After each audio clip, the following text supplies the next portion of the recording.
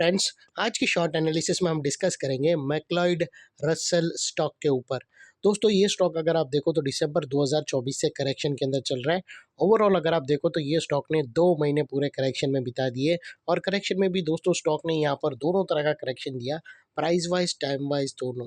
पहले स्टॉक ने price wise correction दिया जहाँ पर ये स्टॉक डाउन साइड करेक्ट हुआ, फिर स्टॉक ने टाइम वाइज करेक्शन के अंदर एक साइडवे कंसोलिडेशन करी, एक स्ट्रॉन्ग बेस बना और अल्टीमेटली उसको ब्रेकआउट किया है।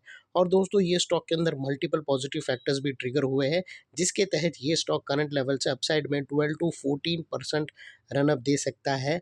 लेकिन दोस्तों, यहाँ पर कोई भी हमारी बाय सेल होल्ड रिकमेंडेशन बिल्कुल भी नहीं है। ये प्योरली एजुकेशन पर्पज से मैं अपना पॉइंट ऑफ व्यू आप लोगों के सामने शेयर कर रहा हूँ। कोई भी पोजीशन लेने से पहले अपने फाइनेंशियल एडवाइज़र को ज़रूर कंसल्ट कर लेना। और हाँ दोस्तों, आप लोगों को बता दूं कि ये stock some time circuit to circuit चलता है। तो दोस्तों, अगर आप पोजीशन लेते हो और आपका स्टॉप लॉस लोअर सर्किट में फंस जाता है, तो दोस्तों आप लोगों को इतनी ताकत होना चाहिए कि आप उसको होल्ड कर सको। क्योंकि दोस्तों, यहाँ पर आप लोगों को होल्ड करने के लिए आप लोगों को क्वांटिटी कंट्रोल में रखना पड़ेगी। तो वो सारी चीज़ दोस्तों अपने एडवाइज़र को पूछ कर ही करना। और दोस्तों, चलते हैं सीधा चार्ट की तरफ। ये वो टॉप था जहाँ से एक डाउनवर्ड स्लोपिंग पैरेलल चैनल के थ्रू एक डाउनसाइड करेक्शन स्टार्ट हुआ स्टॉक के अंदर प्राइस वाइज करेक्शन के थ्रू, और स्टॉक के अंदर कुछ लोअर लोज भी ट्रिगर हुए। दोस्तों, अगर आप देखो तो फर्स्ट लोअर लोज यहाँ ट्रिगर हुआ, सेकेंड लोअर लोज यहाँ पर और लास्ट लोअर लोज यहाँ हिट हुआ। और जैसे ये downward sloping parallel channel upside में ब्रेकआउट हुई, इसने मल्टीपल हाई राइज के को ब्रेक करके उसके अबाउ सस्टेन क्लोजिंग देकर कंफर्म कर दिया करेक्शन कंप्लीटेड। यहाँ पर हमें दो मेजर पॉजिटिव सिग्नल मिले।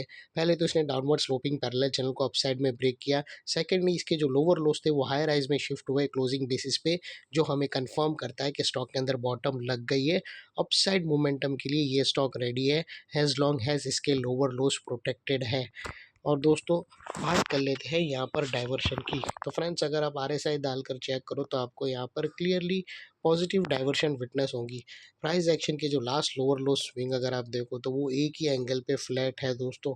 और वही अगर आप RSI के अंदर देखो तो वो अपसाइड में टिल्ट होकर यहाँ से हमें एक ब्रेकआउट मिला है, जो एक अपसाइड मोमेंटम पंप कर सकता है स्टॉक के अंदर। और फाइनली दोस्तों, बात कर लेते हैं यहाँ पर चार्ट पैटर्न की। तो दोस्तों, अगर आप देखो तो यहाँ पर हमें एक रेंज के अंदर डबल बॉटम पैटर्न ब्रेकआउट होते हुए क्लियरली विटनेस होती है। दोस्तों, अगर आप देखो तो यही रेंज के अंदर यहाँ पर दोस्तों एक डबल बॉटम ट्रिगर हुई है, जो ये नेकलाइन को ब्रेक करके अबाउ वेल सस्टेन हुई है। और इसकी जो नेकलाइन निकल कर आती है वो तकरीबन 41.80 के आसपास आती है। और यहाँ से स्टॉक के जो अपसाइड में टारगेट आते हैं वो तकरीबन 12 से 14% के बीच में आते हैं, जो स्टॉक का अगला टारगेट होगा 48 रुपीज़ दोस्तों।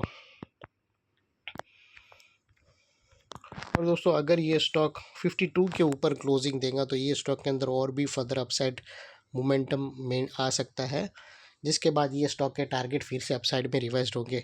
और दोस्तों, बात कर लेते हैं यहाँ पर स्टॉप लॉस की। तो मल्टीपल ऑप्शन अवेलेबल है। आप अपने एडवाइज़र को पूछकर ब्रेकआउट कैंडल के लो के नीचे क्लोजिंग बेसिस पे रख सकते हो, या फिर ATR की भी हेल्प ले सकते हो।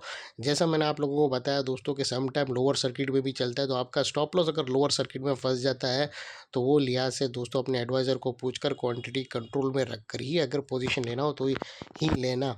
और फ्रेंड्स, यहाँ पे जो रिस्क है वो मैंने आप लोगों को क्लियरली बता दिया। और फाइनली दोस्तों, नेकलाइन के पास का ये वाला एरिया एक इम्पोर्टेंट सपोर्ट का काम करेगा, बिकॉज मल्टीपल पॉजिटिव फैक्टर्स यहाँ पर एक्शन में आते हुए मिले। यही एरिया पे दोस्तों हमने डाउनवर्ड स्लोपिंग पैरेलल चैनल को अपसाइड में ब्रेकआउट होता हुआ देखा, लोअर लोस को हमने हायर हाइज में शिफ्ट होता हुआ देखा। यहाँ पर ही दोस्तों हमने पॉजिटिव क्लियर डाइवर्शन देखा प्राइस एक्शन और RSI के थ्रू।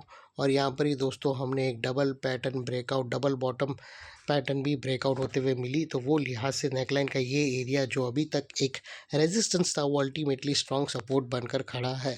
और इतने बड़े स्ट्रॉन्ग सपोर्ट के नीचे क्लोजिंग बेसिस पे स्टॉप लॉस रहना चाहिए, जो आसानी से ट्रिगर ना हो। और अगर ट्रिगर हो जाता है तो उसको सिंसियरली स्टॉप लॉस देकर ट्रेड को वाइंड अप कर देना चाहिए। ये थी हमारी एनालिसिस फ्रेंड्स। अच्छी लगे तो प्लीज़ चैनल को लाइक, शेयर, सब्सक्राइब ज़रूर करना। Thank you. जय हिंद।